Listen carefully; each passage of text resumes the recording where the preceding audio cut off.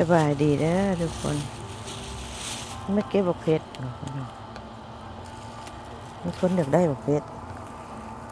เก็บบักเพชรอีกก่อน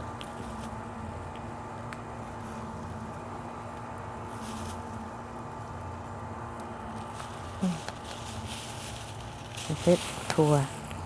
เก็บไปในนี้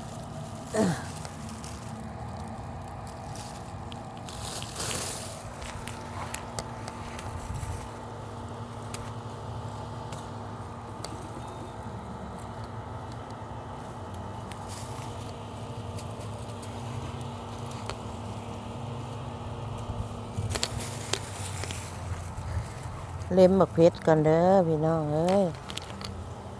นี่ก็พอได้เล็มอยู่นะพอได้เก็บอยู่นะ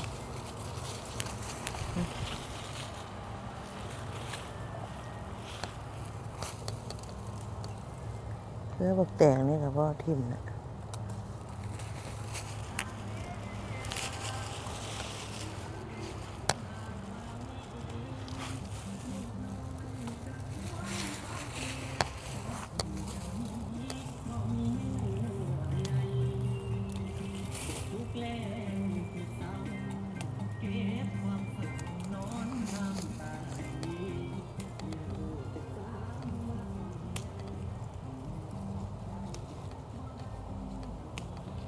พวกก็จะมันหมักมอนอะ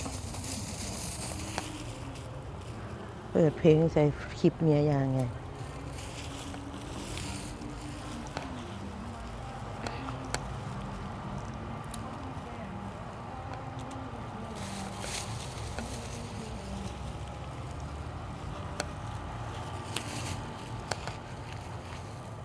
โอเคบาย